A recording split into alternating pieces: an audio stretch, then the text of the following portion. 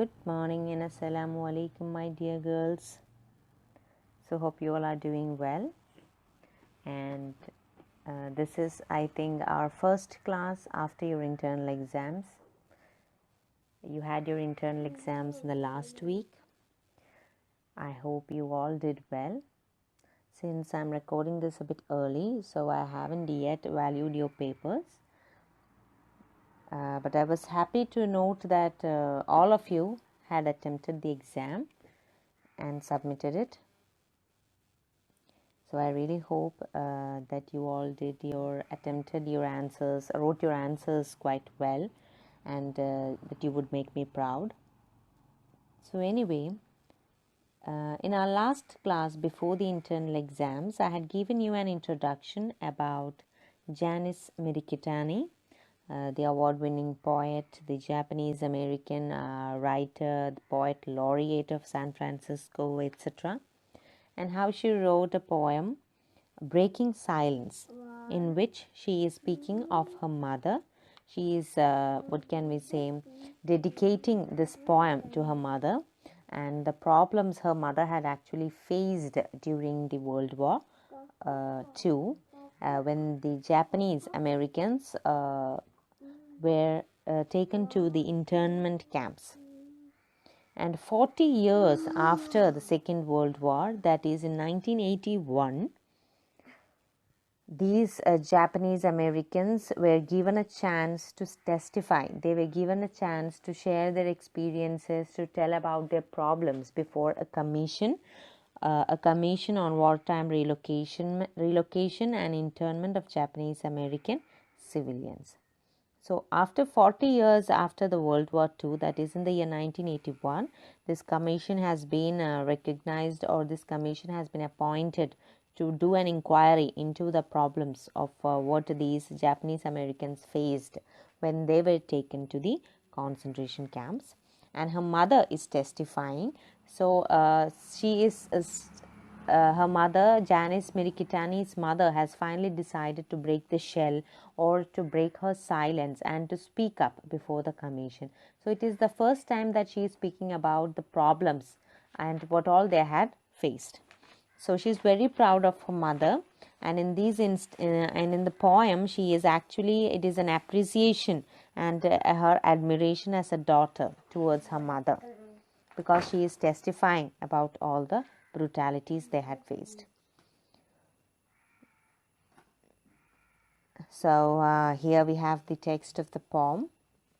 I had already sent you the text, but still I thought while explaining the poem, it would be better if you have the line by line text before you, so it would be better to understand. So the poem starts like this: For my mother, that is the dedication. There are miracles that happen, she said, from the silences in the glass caves of our ears, from the crippled tongue, from the mute wet eyelash, testimonies waiting like winter. So there are miracles that happen. That is, many things can happen after many years of torment. So these are miracles that are actually happening. From the silences in the glass caves of our ears. So glass cave is actually a denotation where, a glass house. If it's a glass house, you can't hear any sound. It could be soundproof. So glass caves of our ears, that is, we were like, deaf. We were like mute. We were not speaking out. We were, silently suffering, the Japanese Americans. So now we are going to rebel. So this is a kind of an intimation to the Americans, or a kind of warning she's giving, that now after all these silences, like they were shut in this glass cave of our ears, that is, they were completely deaf. She's speaking further from the crippled tongue. That is, crippled tongue. It is not that they were unable to speak, but it was they had chose not to speak. The crippled tongue. All these disabilities are going to vanish, and we have decided to rise. From the mute wet eyelash. Mute wet eyelash meaning the reference to crying. We were crying so hard, our eyelashes are wet. So, when you have this, when you cry so hard, you have this wet eyelash. So, from the mute wet eyelash, testimony is waiting like winter. That is, things are waiting to be told. that is waiting to burst like the winter season. So winter season is compared to a season that bursts out suddenly. So like that, testimonies are waiting to burst out. We were told that silence was better. So why did they keep silent? Because they were told that to keep silent, it is better for you. Golden like our skin, the color that is given to the Asians or the Orients, Japanese Americans, is yellow color. We call them yellow people, or they are called yellow. While Indians are brown, Americans are white, Europeans are white, Africans are black. So every section of society, every people, around the world, we have different colors. Associate them with different colors. So here the Japanese Americans are called yellow. So, and she's beautifying that concept, saying it's golden like our skin. Useful. This silence is useful. Go quietly. Easier like, that is, go very easily. Don't make waves. Waves meaning disturbances. Expedient like, that is, it's appropriate. Horse stalls and deserts. Horse stalls meaning that is not fast or very rash like a horse. It should be like horse stall. Horse stall means where the horses are kept without any movement. So like that you should be, like deserts, very vacant, very mute. Mr. Commissioner, so this is given in quotes, that is, this is the direct quotation that her mother is saying. Mr. Commissioner, the US Army Signal Corps confiscated our property. Confiscated means took away. They took away everything. It was subjected to vandalism and ravage. I think I don't need to go into much descriptions here, because we have already discussed what all happened. So they were subjected, all their property were destroyed and destructed. All improvements we had made, that is, all the achievements we had made before our incarceration, before being locked up, incarceration meaning locked up, it was stolen or destroyed. I was coerced meaning forced. I was forced into signing documents. That is, they had to sign documents giving the government, American government, the authority to take everything that they had. So giving them authority to take. That is, this repetition is very important there. That is, the products of our sweat and blood, everything was taken away. That is, we are now completely defenseless and all our powers are taken away. That is, you took away everything. She's telling the American government that you took everything from us and all our powers were taken away. My mother, who is soft as tallow, words peeling from her like slivers of yellow flame. So Janice is saying her mother was actually soft as tallow. She was a very soft and timid lady. Tallow meaning animal fat, that very soft kind, right? So she was that soft, like animal fat, her mother's soft nature. But now words are peeling from her. That is, she is forced to speak. Like you peel the skin of vegetables and all, like that words were coming out of her like slices of yellow flame. Her words were like fire. She was speaking with so much arrogance and so much passion, so much frustration and so much anger. Her testimony was like a vat of boiling water. Vat meaning a big pot or a vessel. So her testimony, what she was saying, it was like a vat, a big pot of boiling water, surging through the coldest, bluest vein. Okay, it was like flowing. That is, this water, this testimony that she was speaking, it was like boiling water that was flowing through her veins. Her veins are called bluest vein, because blue, it is symbolifying the royal blood. So actually her mother belonged to a royal lineage. She had come to her land, that is, she had come to America as shovel, hoe and sickle, searing reed and rock and dead brush. That is, she had come to America with great dreams, of achieving so much as a shovel, hoe and sickle. All these are weapons or instruments, tools, not actually weapons, instruments or tools used by farmers for searing meaning burning, reed meaning grass, and rock and dead brush. So they had to, clearly, what can we say, work so much hard in that land. America, when they came, when her parents and grandparents came to America, it was like a very barren land, and they had to use this shovel, hoe and sickle and really work so hard to make it good for cultivation. Labored sowed to sinew, sinew meaning strengthen the ground, to soften gardens pregnant with seed. Now though, and those gardens, those lands, it was made pregnant with seed, that is they put in seeds, awaiting each silent morning, and each morning they would wait, birthing fields of flowers, waiting to see the flowers blooming, mustard greens and tomatoes throbbing like the sea. That is, this land that they had cultivated, the farm, it was throbbing like the sea. That is, all these tomatoes and mustard greens, it all, it bloomed, and it was so beautiful to see. It was like a sea. That is the vastness. The cultivation was so vast. It means a vast amount of land was cultivated. And then suddenly all was hushed for announcements. Take only what you can carry. And this announcement came during the war, that they were asked to move to the internment camps. We were made to believe. Our faces betrayed us. So we did not reveal anything. Our faces betrayed us. So inside they were feeling very, what can we say, frustration and anger, but still outside their faces did not reveal anything. Our bodies were loud with yellow screaming flush. That is the internal revolt, needing to be silenced behind barbed wire. So they, because of they had this internal revolt, and they were put behind the concentration camps, behind the barbed wire in the concentration camps. And then again the quotations, that is direct quotes from her mother. Mr. Commissioner, it seems we were singled out meaning separated from others who were under suspicion. Actually, it seems like we were separated. We were it was a misunderstanding. We were taken for others who were actually under suspicion. Our neighbors were of German and Italian descent.